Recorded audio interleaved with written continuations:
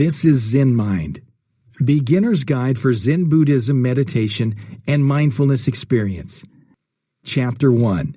What is Zen meditation? Zen emphasizes wisdom gained through experience as opposed to theory. Zazen, or situated meditation, is at the heart of the practice. It is said that when Buddha achieved enlightenment, he was in a seated position. Walking reflection, yoga, jujitsu, and other moving contemplations are not part of the Zen tradition. We see our bodies, mind, and even breath as separate entities. In Zen, there is no detachment. Zen begins with the study of the self. This leads to overlooking of the self, the ego, the physical. Furthermore, in forgetting of the self, enlightenment is achieved. The practice is simple. It's anything but difficult to state, this is how you do it, and just as simple to follow those directions. Be that as it may, the very idea of Zen is that in its effortlessness, it's extremely difficult, and in its difficulty, it's exceptionally simple. How to sit in Zen meditation. The reflective positions imitate the seated Buddha, a stable, grounded, adjusted pyramid. There are a few positions to choose from, depending on individual inclination. Proper position is critical. You don't have any desire to be occupied by physical discomfort, yet allows the free flow of life-constraining energy, likewise called chi or prana. When should you ponder? Early morning is arguably the best time because you're not tired. Your brain is a clean slate, not yet having hopped on the worker bus of worry and show, and you're not knee-deep in your to-do list. The quintessence of meditation is the capacity to center the mind. You can use any point of concentration, mantras, the breath, a light. In Zen, the focus is the breath. The breath is the vital life force. The first thing a person does when they are born is breathe in, and the exact opposite thing a person does as they kick the bucket is exhale. The breath mirrors the state of the mind. When your mind is at ease, the breath is profound and effortless. When the mind is agitated or upset, the breathing is shallow, fast, and uneven. How deeply can you relax? In profound Zazen, you inhale at 2 to 3 breaths per minute. The normal resting respiration rate is about 15 breaths per minute. The stillness you achieve in profound Zen meditation is greater than rest, an incredible encounter that must be experienced to be understood. Keep the psyche focused. Keeping the psyche focused on the breath isn't easy. You have to be constantly vigilant and bring your attention back to the breath every time the mind meanders off to explore some random thought. Eventually, you'll be able to watch thoughts float into your awareness, acknowledge them, and let them go. Every time you acknowledge your mind has wandered and convey it back to your breath, you're one bit nearer to self-dominance. Focusing or refocusing the mind sharpens the mindfulness. Typically, we're barely aware of the huge number of thoughts we have every day. Zen meditation brings them into the awareness. Furthermore, sometimes we're so distracted with the internal jabber that we don't see what's going on around us. Zen makes us aware of what is happening in the present moment. Some of the time, meditation comes effortlessly. You can focus on the breath, the mind moves toward becoming silent, and you experience an incredibly liberating, quiet, ecstatic state of being. You feel your energetic quality, and you lose awareness of your physical body or your self as you dissolve into cosmic consciousness. Sometimes you'll struggle like damnation to get your psyche to stop its wandering.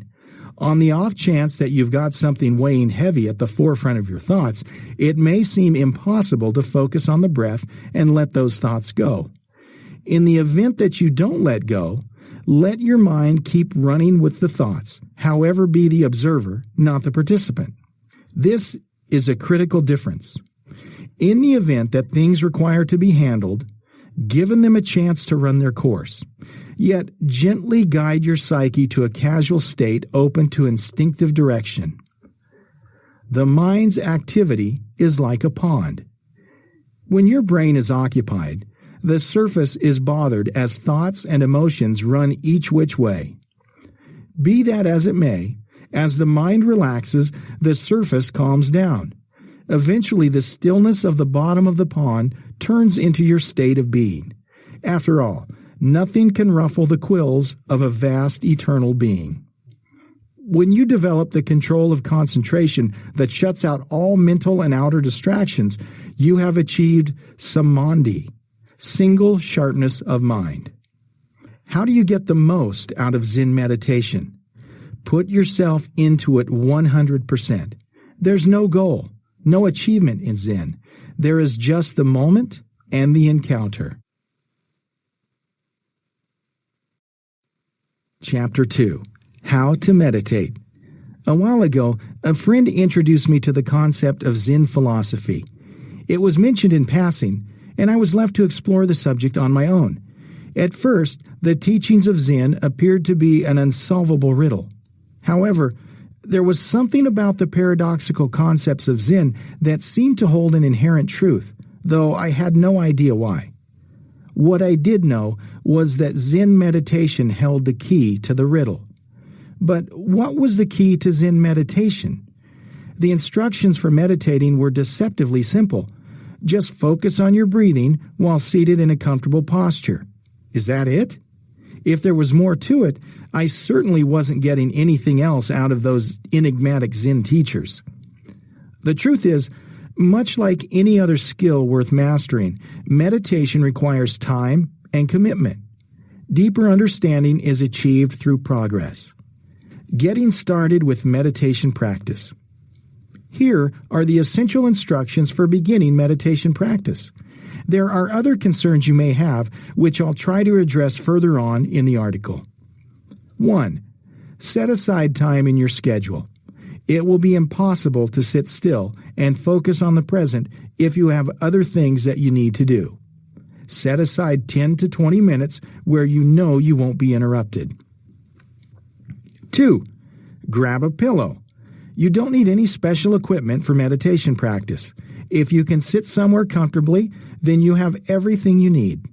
Some people prefer to sit in a chair, while others might want to invest in a zafu and zabuton. It's up to you, as long as you can sit for a little while without your limbs falling asleep. When you've chosen a good spot, make it a habit to meditate in the same spot daily. This is your happy place. 3. Before sitting, do a light stretch. This helps to relax any tension in the body and clears the mind. It also helps you remain comfortable for extended periods of sitting. 4. Get into a comfortable, seated position, as I said before. This one depends on you. If you are flexible, then you may want to try the traditional lotus position. If you have back problems or your legs fall asleep when you cross them, then you can sit on a couch or even lay down. I don't recommend laying down unless it's absolutely necessary. The point of meditation is not to fall asleep. Meditation is about attaining a relaxed yet alert state of mind. Make sure your posture helps you reach this state. 5. Now, clear your mind and focus on your breath. This part is easier said than done. Something that I find beneficial is to begin with a few deep belly breaths. If you aren't familiar with belly breathing, then I recommend doing a bit of research. It's also called diaphragmatic breathing, and it's very beneficial for you. It can help reduce stress throughout the body and is a more efficient, natural way to breathe. Focus on the sensations of your breath as it enters the body. Feel how the air cools the nasal cavity as it rushes into the lungs. Listen to how deep the breath sounds when you really pay attention to it. I know it can be boring, but that's kind of the point.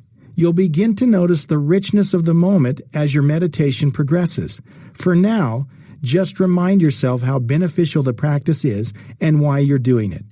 Then gently return your awareness back to the breath. Dealing with expectations. It's not reasonable to expect to sit down with a perfectly serene mind and have the secrets of the universe unravel before you. However, it's up to you if you want to hold such high expectations. Best of luck with that. Do your best to cultivate a playful attitude. It will help you avoid disappointment if you don't attain instant clarity. I've found that it's much more rewarding to challenge the extent of my own patience. Will I allow myself the time to sit and relax without worrying about the day-to-day drama? Can I afford to spend this time for reflection? I hope so. Otherwise, my meditation practice would be short-lived. While short periods of meditation practice do have long-term benefits, please don't expect everything to come all at once. With patience, the rewards of meditation will gradually bring about larger changes in your life. The only thing you should strive to anticipate is the wonderful feeling of your next breath. Bring all of your attention to the next breath that will bring life into your body, the next breath that will allow you to have the thoughts that run through your mind, the next breath that will allow you to enjoy time spent with loved ones, the next breath that brings a pleasant sensation of joy and energy and aliveness. Other than that, don't anticipate anything. Controlling the mind. Is it possible? Fighting against a tide of thoughts flooding the mind can stir up feelings of frustration. That's completely to be expected. Your mind doesn't like the feeling of being out of control. It may often try to reassert itself as the guiding force, bringing your attention back to its comfortable sense of self. So acknowledge it. Then go back to your breathing.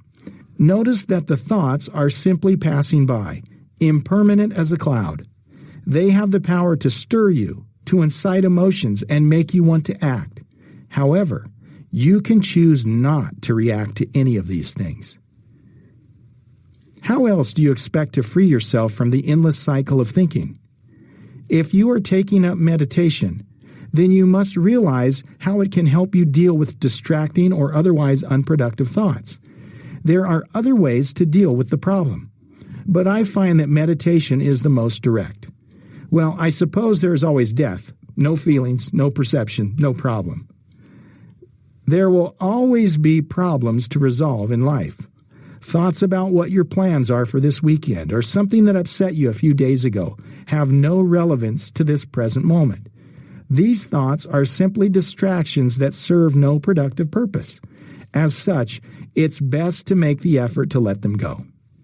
If a string of thoughts begin to form around a subject, make yourself aware of what's happening and promptly return to meditation. One of the benefits of practicing meditation is that you will soon recognize your mental habits. In this way, meditation will help you realize the attention that you are giving to your thoughts. It's only attention that brings these thoughts into creation. Once you learn how to focus your attention away from a wandering mind, you will begin to notice the simple pleasure of being in the present. Being in the present. The phrases, "be here now" and "live in the moment" may be cliched, but there is a reason they are used so often. They aptly describe the state of mind you are aiming for with meditation. A relaxed yet alert state is a good balance to strive for. It will help you experience present awareness to its fullest extent. Commit to the practice and try a variety of methods.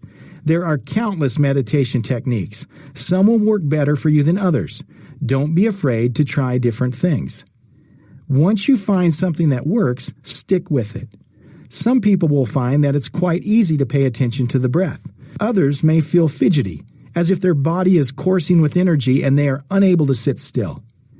The variety of meditation techniques exist because we are all unique.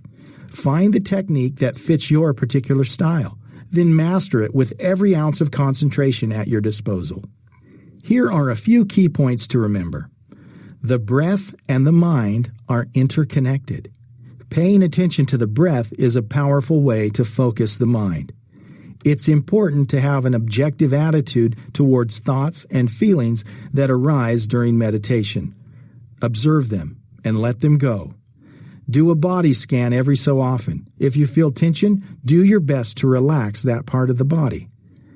Zen meditation, the ultimate guide.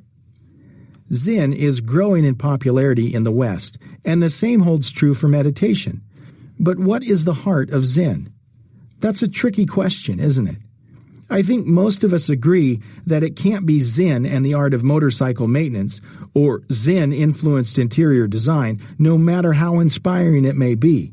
There must be more to it. Zen took root in Japan well over 1,000 years ago, and whatever you find in department stores today are merely expressions of Zen culture. Anyone who has lived and meditated in Zen monasteries have a different idea of what Zen is and isn't. Let's take a look from inside. Chapter 3. Meditating in Zen Temples. Zen temples maintain a rather high level of discipline during meditation practice. The meditators sit in straight lines and face the walls while doing their best to keep their backs perfectly upright and their chins slightly tucked in. The body posture plays a central role in Zen meditation because an erect spine allows mental energy to flow more naturally than one that isn't straight. And meditation does generate a lot of mental energy, which in turn makes it easier to meditate. In other Buddhist traditions, such as in Sri Lanka or Tibet, there is less of an emphasis on sitting in straight lines and cultivating the perfect meditation posture. Anyhow, whenever a meditator in a Zen temple takes on a sloppy posture, she will get smacked with a wooden stick on the left and right shoulders. To an outsider, it may look like downright punishment, while meditators view it as a form of encouragement. Zazen. In Zen, meditation is called Zazen, which is practiced in two separate modes, namely sitting and walking. That is not unique to Zazen, though. It's been known for thousands of years that sitting meditation boosts concentration, while walking meditation generates a lot of mental energy. By alternating between the two, the meditator can maintain a sound balance between the level of mental energy and concentration, which makes it easier to meditate. One could say that mental energy fuels concentration. So, whenever you feel that your meditation is not flowing or you find it hard to concentrate, change from sitting to walking meditation. In addition, alternating between the two modes eases any physical aches and pains. In Zazen, the walking interval may only be 15 minutes long, followed by 45 minutes of sitting meditation. In other Buddhist traditions, there's generally a 50-50 split between sitting and walking meditation.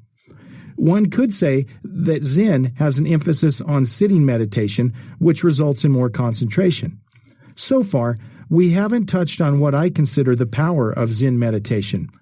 The above points out certain differences between Zen and other Buddhist traditions, but let's move on to the heart of the matter. Zen group practice. There is a definite emphasis on group practice in Zen that you don't find in other Buddhist traditions. Both sitting and walking meditation are done in a group. By practicing sitting and walking meditation in a group, strong mental energy and concentration build up. That takes the practice to a higher level and also makes it easier to meditate. In Zen temples, the meditators also sit close together in order to keep the energy concentrated, which I've never seen in other Buddhist traditions. The beauty of meditating with others, especially experienced meditators, is that their presence boosts your practice. So, don't only meditate alone at home, but take advantage of the benefits of group practice. Chapter 4. Zen Walking Meditation. Walking meditation in Zen is a group practice that is done inside the temple. All the meditators walk with their backs upright in a clockwise circle, which means you have to adjust your pace to the meditators in front and behind you. That comes naturally with practice, though. Again, walking meditation in a group is done to build up as much mental energy as possible, which in turn fuels concentration. In other Buddhist traditions, walking meditation is not a group practice and is usually practiced outdoors, ideally in nature. If you're new to walking meditation, I suggest that you give it a try. The combination of sitting and walking meditation is superior to sitting meditation alone.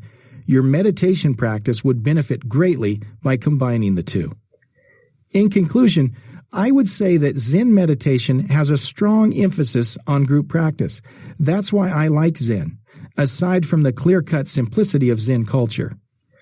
Zen Mind, a personal view. Zen Mind is the natural state of our beings. No self, no identity, no memes, no beliefs. Any idea of what is takes us away from what is to be in the moment. All ideas need to be gone. There's not even an I to have the ideas. The natural being acts as an outcome of the movement of the universe, in the same way that an artist's brush is moved by its universe. All teachings, spiritual paths, or sacred practices actually take us away from the moment, because it needs an I to do them, with an agenda of some kind, something to gain, all of which removes us from the eternal identity-free moment. The only way that what is can be experienced is to lose all traces of self, in which case the what is can't be experienced because there is no one there to experience it. Any description of the state of the natural mind is false. It cannot be described, and anyone who says they can is deluding themselves and or you. To be described, there still has to be an identity there to describe it. And if there is, that state can't be real. There is not even an ultimate state to gain, because the very idea that there is takes us away from it. All there is the operation of the universe in its allness. There's no such thing as enlightened or unenlightened. These are just ideas of what is. Even bliss or transcendence is a state of mind that needs an I to experience those feelings. Thoughts are the glue of belief structures.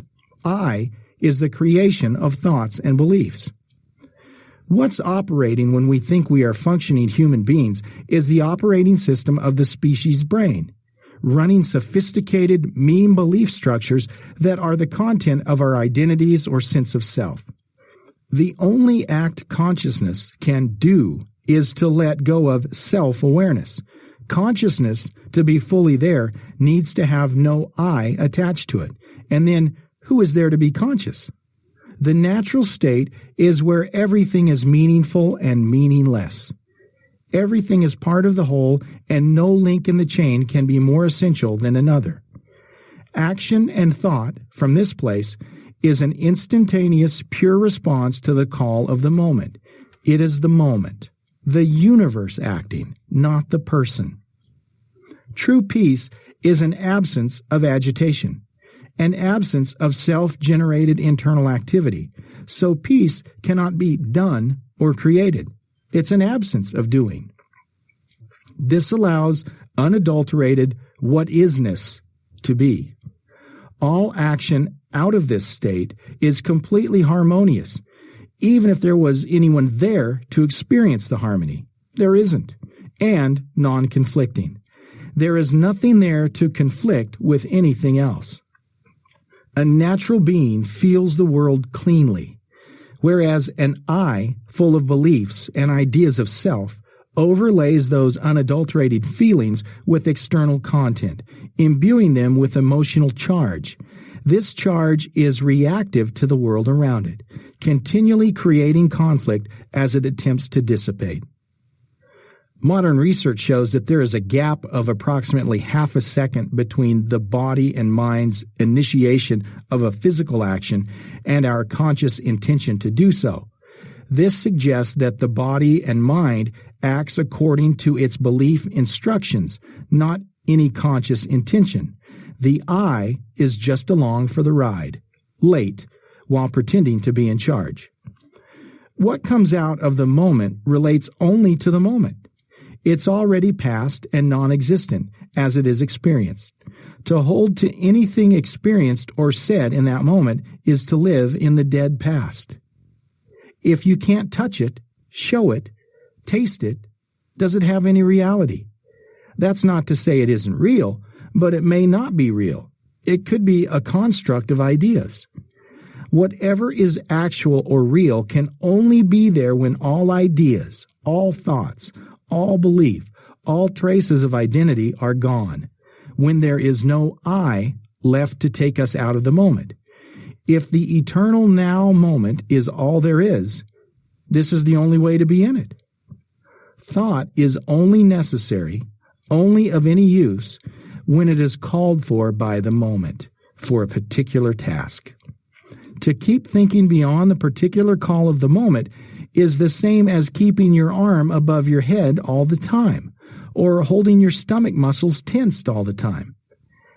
If you took every real momentary experience of the natural being, the smell of a flower, a sunset, the death of a friend, a humorous situation, the movement of smoke on the wind, all of these in every moment, but with no self, no I there to even be aware of these things, this is the state of the natural mind.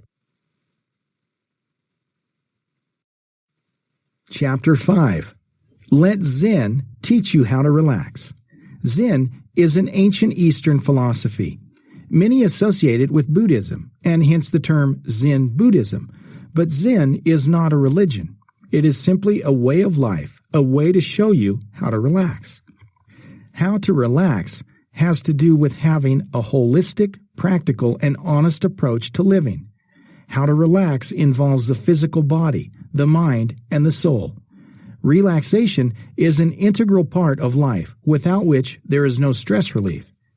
Zen is about learning how to deal with life's natural flow, and how to go along with it. That is, going around life's problems instead of avoiding them or confronting them head on. Zen's approach to life's problems is spontaneity of living, which is living in the present moment. Zen is a transcendental mental state that affects the overall physical and mental being of an individual, and therefore conducive to total body-mind relaxation. Zen is living in the present. How to relax by way of Zen. Zen is intuitive knowing, that is, naturally knowing the ultimate truth of living. According to Plato, the great philosopher, life is a process of forgetting, with episodes of experiences and happenings that make you forget the ultimate truth of living, which you are supposed to know intuitively. The way of Zen is to help you rediscover that inherent wisdom of knowing the eternal truth that may have eluded you in the process of stressful living. In other words, Zen living is self-awakening to the real meaning of living. Once you understand that ultimate truth, you will be liberated from the shackles of memories of the past and worries of the future, and hence you will know intuitively how to relax. The way of Zen is simple. Life is never a problem if you do not have expectations and you do not pick and choose. If there is no problem, then why do you need a solution? Fixing a non-existing problem in life is only creating more problems for yourself. If life is a problem, it is because you have created the problem for yourself. Learn how to relax by acquiring the wisdom of neither avoiding problems in life nor seeking solutions to problems that may not even have existed in the first place. Contemporary way of life is often an unhealthy lifestyle. It is much like living in a pressure cooker. The endless challenges, demands, and goals continue to churn out stress in every form. That is not the way of Zen. Life is not supposed to be like that. Life may seem stressful to many due to the many problems that may seem to have come with living. However, according to the way of Zen, life is never a problem, and Zen lifestyle is simple and is never meant to be stressful. But, unfortunately, it is the mind that has created the problems in the first place, and hence the stress. Logically, a problem requires a solution. Your thinking mind presents to you a number of options to solve the problem you have created for yourself. Your rational mind then begins to analyze the problem and to choose the possible solutions to the problem, and stress is thus created in the process of analyzing and choosing. In Zen, the rational mind is not a friend, but quite often an enemy. Your stress is further reinforced if you made the wrong choice. You become ridden with guilt and regret over your wrong choice. How to relax by way of Zen. Do not make life into a problem, and there will be no problem. Do not look backward. Do not look forward. Just being present completely and fully. It's just that simple. Yes, Zen focuses on the present moment, not the past, and surely not the future, which is forever elusive and unpredictable. Alas, we are living in a goal-setting world in mad pursuit of fame, fortune, and success. The way of Zen, on the other hand, accomplishes things without exerting undue efforts. Lin Yutang, the great contemporary Chinese philosopher, aptly epitomizes the paradox of the wisdom of accomplishing things without much doing in his famous quotation, "A wise man is never busy, and a busy man is never wise." But the way of Zen is by no means inactive and passive. Zen focuses only on the present, always the present moment, not the past. Dwelling on the past may make you judgmental and remorseful, and surely not the future. Expectation of the future may make you anxious and frustrated. In other words, in Zen living, you focus only on the process, not the result of doing things. Just do what you must do at this very present moment, and do not be anxious of the outcome. Concentrate on the doing and not the expectation of the result. This is the essence of how to relax by way of Zen. The problem with most of us is that we permit our rational mind to be in control. We desperately want to get things done our way, and in doing so have created undue stress in our lives. Remember, the rational mind is more of an enemy than a friend in the way of Zen. In addition, life is not a problem, but may become a problem when you selectively welcome only good experiences but reject the bad ones. How to relax by way of Zen is to accept and embrace all that life brings you and live the present moment to the fullest in spite of the bad experiences encountered.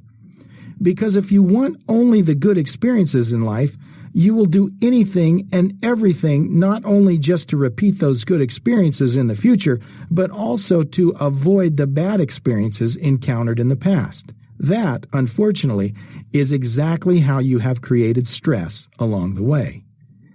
Zen teaches us how to relax by going back to the beginning and be a child again.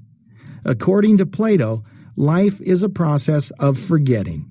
Therefore, we need to go back to the beginning with a childlike mentality. Children have no past and no future, and everything is present to them. This simple childlike mental state is the way of Zen. It is the mental state of living in the present and being a child that shows you exactly how to relax. In Zen, you remember where you came from, who you are, and where you are heading, the ultimate truth of living. In real life, many rush through their lives without knowing who they are and where they are going. They pursue one goal after another, and in their pursuit, they lose their true purpose of living, which is appreciating the gift of life and living in the present. This has been Zen Mind, Beginner's Guide for Zen Buddhism Meditation and Mindfulness Experience.